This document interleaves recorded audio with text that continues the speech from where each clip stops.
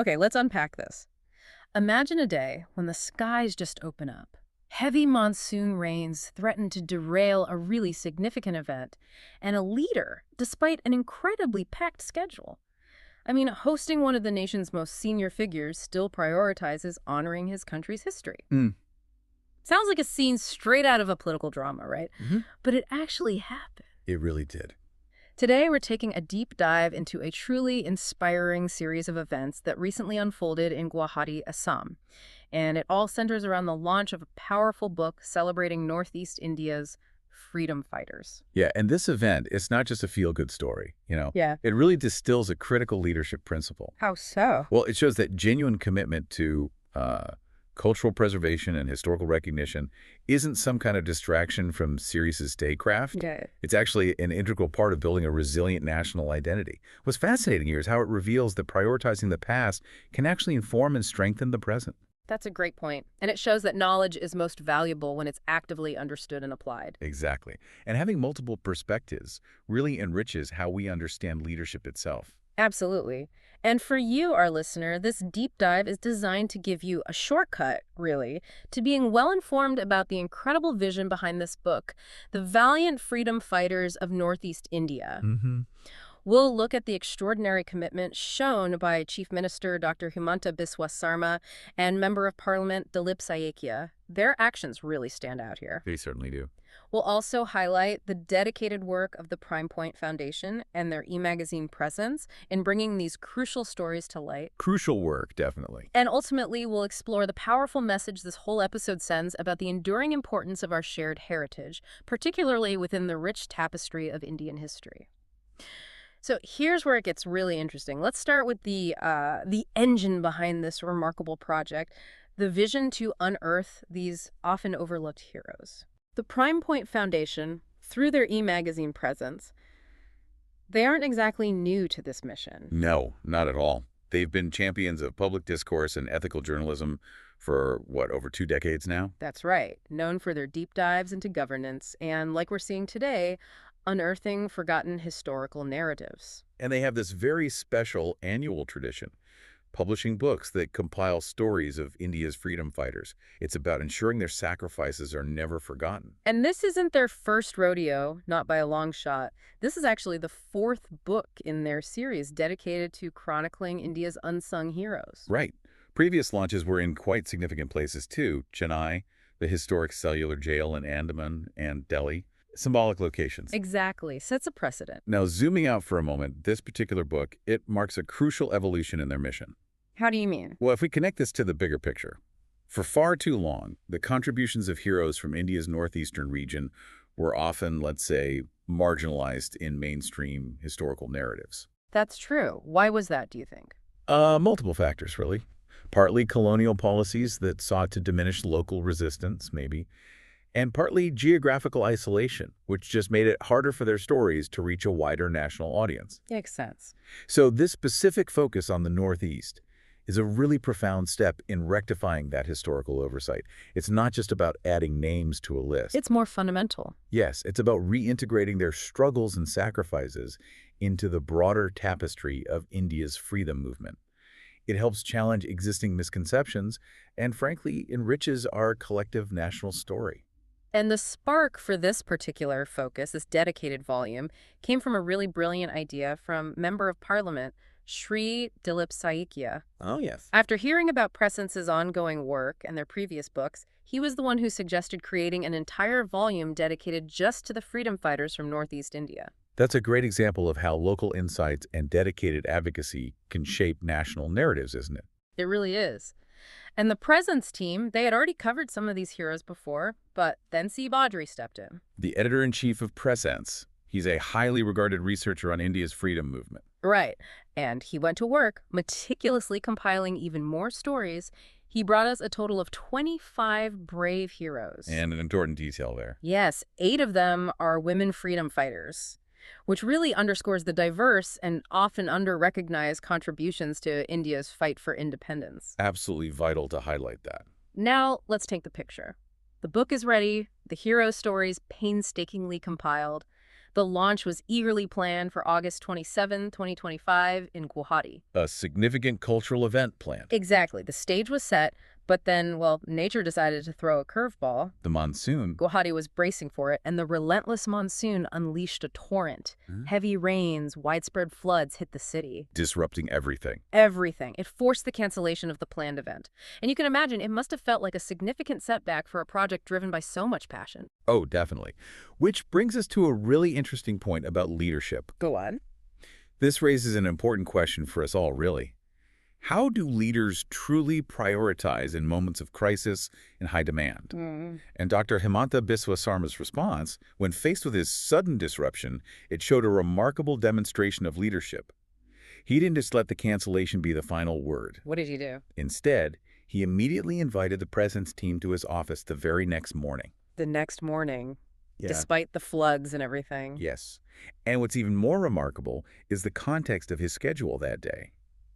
He had very important high-stakes meetings with Home Minister Amit Shah, slated for that very evening. Wow. You'd expect a full pivot to state affairs, crisis management. Exactly. Yet he made time. He carved out 20 precious minutes specifically for the President's team. Just 20 minutes, but still. But he used them well. He listened carefully, showed genuine interest in their work, and even took time to hear their ideas for Assam's development. That's incredible. This kind of dedication, where a leader makes time for cultural preservation amidst such high-stakes political engagements, it's truly exemplary. It speaks volumes about a profound understanding of what holistic leadership really entails. That's a crucial point. It wasn't just about rescheduling, was it? It was about the signal that commitment sends. Precisely.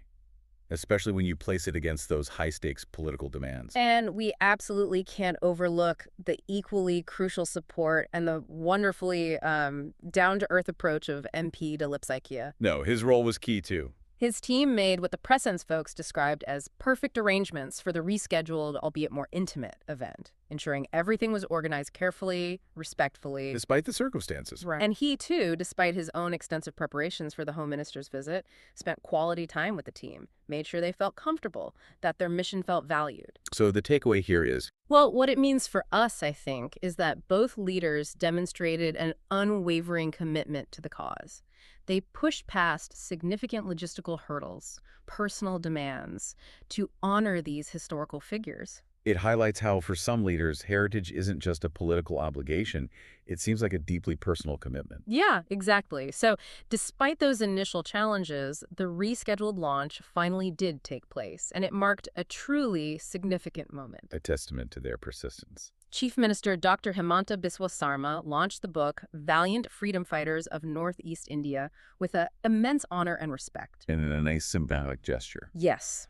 The very first copy was received by MP Dilip Saikia, really underscored the collaborative spirit behind this important initiative. A shared dedication. But the generosity, the sharing of knowledge, it didn't stop there. The Presence team also took the opportunity to present both leaders with 2 additional equally significant books. How were they? The first was Digest of Voices and Views by Prime Point Srinivasan. It's a collection of insightful articles authored by Prime Point Srinivasan himself. He's the visionary founder of the Prime Point Foundation, of course. Offers a unique perspective on contemporary issues. Yes. Okay. Interesting. And the second was Polity and Governance in Modern India, a thoughtful work authored by Priyadharshni Rahul. So, not just courtesy gifts. These were significant intellectual contributions offered as part of the exchange. Precisely. Now, it's interesting to observe the Chief Minister's reaction here. What's striking isn't merely that he accepted these additional books. What stood out? It was his immediate, almost instinctive engagement with them. He quickly scanned through both books, took a moment to understand their contents, their essence. He didn't just set them aside. No. And then, importantly, he kept them by his side. Made it clear he intended to read them properly later.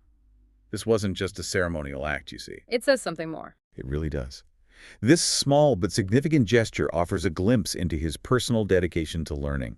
It demonstrates a genuine appreciation for education and knowledge that extends beyond the official functions. Speaks volumes about a leader who values intellectual discourse and continuous growth. That's a great observation. And the hospitality extended to the Presence team, that also truly made a lasting impact on them. How so?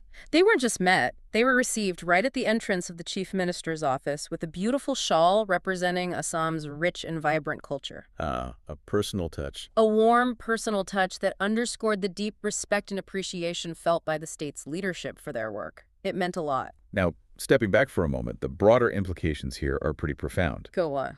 Both leaders, through their actions, clearly understood that remembering our heroes is just as important as handling big political meetings or managing a state crisis. It wasn't an either situation for them. Exactly.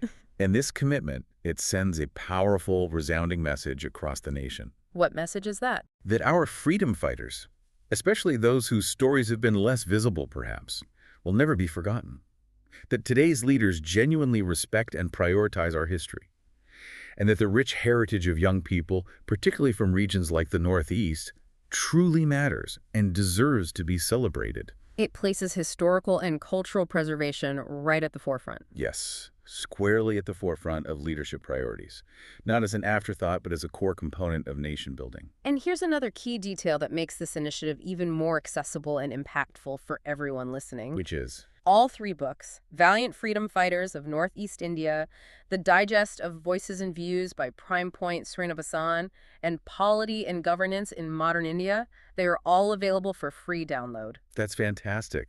Aligns perfectly with Prime Point Foundation's whole philosophy, doesn't it? Absolutely. Their long-standing policy is distributing all their publications free of charge. It's all about democratizing knowledge, making sure these crucial stories and insights reach the widest possible audience. Which is so important. And the Presents team themselves, as they departed from Guwahati, they were apparently deeply impressed by the whole experience. Understandably so. They left with, quote, hearts full of hope, feeling that they had met true visionaries, leaders whose actions restore faith in the power of dedicated leadership and the enduring importance of cultural legacy.